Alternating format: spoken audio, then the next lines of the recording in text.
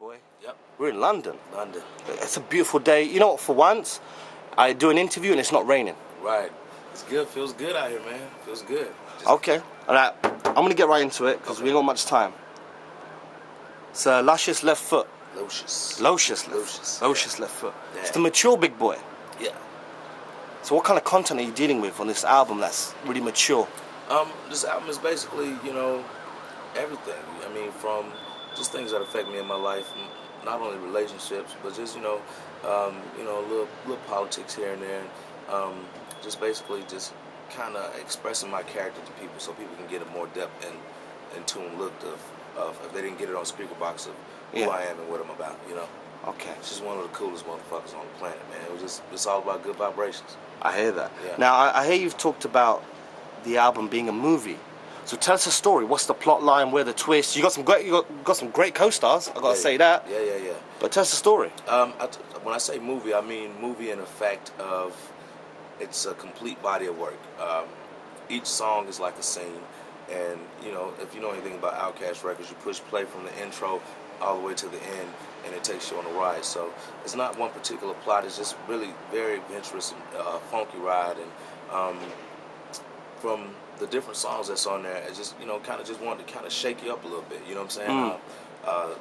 Raw lyricism, die-hard funky beats, and as far as like the guest stars on the record, from Andre 3000 to T.I. to Jamie Foxx, B.O.B., Janelle Monáe, I got them sprinkled in like as ingredients in a stew. You know what I'm saying? So everything kind of meshes together. So once you get a listen, once you get the chance to check it out tomorrow, probably when you do the listening session, then you'll get what I'm saying. But it's not one particular thing. It's a hodgepodge, like Okay. You can throw it in a warp zone almost. Right. So you mentioned raw lyricism, the funk.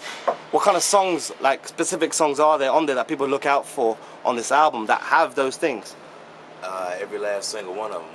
Wow. One in particular that I like, that's kind of pretty dope to me, is General Patton.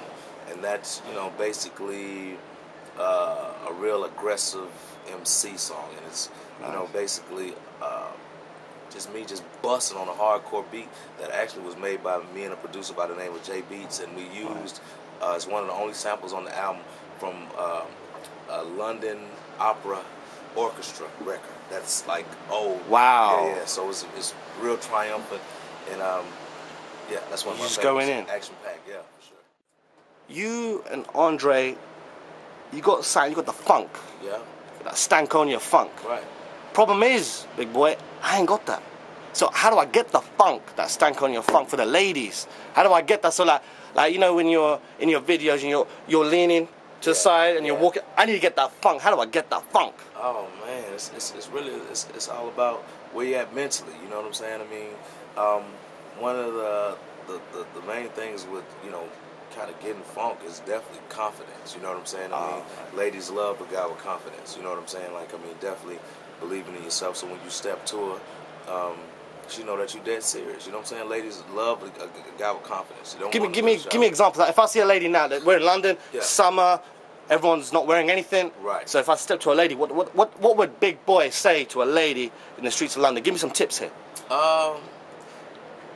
Well, first, excuse me, can I talk to you for a minute? How you doing today? You might compliment her hair, shoes, a bag, or something like that.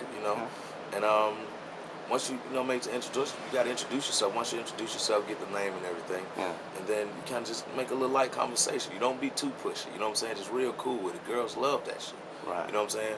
But me, I got somebody, so I can't really just step to Oh, it I like see. that. No, I hear you. Yeah. But I'm not trying to put you. Yeah, for you, I got you. For you, yeah, it's easy. Confidence. Just confidence. You got to go get for whatever you want. You got to go get. Okay. And back to the music. You got a ton of Grammys, millions and millions of hit records. You sold so many. And I know you and Andre are doing solo projects, but why just put the Outkast album together? Like, why do solo projects? Why even do music all together? This business is shady. Like, why even bother? Like, you don't need to. This is what we do. This is what we was put on earth to do, man. And like, to be honest with you, like I would be bored to sit at home every day and wait on my kids to come home from school. You know what I mean? I'd be sitting by the pool making mojitos or something, just waiting on my kids to come home from school, or watching my dogs or something like that. You know what I'm saying? So music is what makes me tick, and when you create that special groove or just get into something new and can find that new sound, man, there's no drug in the world that can make you feel like that. You know what I'm saying? Especially starting from the track and then writing a whole complete song. That's what I've been doing since I was 15 years old. So that's what I know how to do. So it's all about perfecting your craft. Okay, that's why, you know, we here, man. You know, it's like there's nothing to prove, and you can do it free-flowingly, like how you want to do it. You don't have to worry about is the label going to dig it or what the people going to think. The people just want that music. Now, I'm going to try to hit you with this. I know you're going to shoot me down. The Art of Storytelling Part 5. Are we going to get that or what? Now, I know you're sworn to secrecy, but give me sign, man. Give me sign. This is a fan. Look, I'll switch this camera off. You can tell me we'll write a contract out and everything. I just didn't know if it's coming. Oh, man, you got to stay tuned, man. It's a lot of stuff going on right now. What I'm doing is out at Dre's house, helping him get his album done. Nice. And we got a lot of surprises. You know what I'm saying? It's a lot of surprises. I don't want to give none away. Like Dre's like, let's just keep it on. Oh, man. You're hurting us with this, man. You're hurting us. That's my partner, though. You know, that's my partner. So, you know, we got a game plan and we stick to it because, you know, once you start throwing things out there, then people start looking for it, and then after a while, then they can't find it, and they start getting mad at you and shit. So yeah, I hate that. I hate that. I just as a fan, it would just be great. Just know we got some stuff cooking. Though. Okay, that's all right. I'm gonna go out on the limb and say they got that done. I'm gonna say that. I'm not saying you said it. Okay. I'm saying you got that done. Come on now. When you first met Andre 3000, all those years ago. What was that first meeting like? What was your first thoughts? What happened? I first met him first period lunch, 10th grade. One of our buddies, a mutual friend of ours, we were in class together, and it was like a group of 5 of us. And so when it was like the first week of school, and when it came down to time to go to lunch, I got a chance to meet the rest of the crew. We were all kind of like preps, real fresh. In school, it was all about style and dressing the girls. And I met Dre. He was just cool, laid-back cat, man. It's the same way he is to this day. You know what I mean? Wow. And that's the beauty of it. That's my dog, man. Cool, the most coolest person to get along with on the planet. Absolutely. Most definitely. How about L.A. Reid? Because now you linked up with him is a great thing. When you first met him all those years ago. First met L.A. Reid. I think we were rapping live for him in his office. We went up with Rico from Organized Noise. Yeah. And we just rhymed to straight instrumentals in his office. It was all white furniture everywhere and just beating. We just was busting for maybe about 10 minutes. And he was cool. It was a boss. And, you know, he was just like, okay, cool, y'all can rap, but what else can y'all do? You know what I'm saying? So he pushed us, and, you know, here we are. And just finally, when you first met, say, Lucius, is it Lucius? Yeah. It's a Lucius Left Foot. When you first met, when Big Boy first met, it's a Lucius Left Foot. When I first met Lucius Left Foot, it had to be one of these wild nights, man, back in the 90s, late 90s.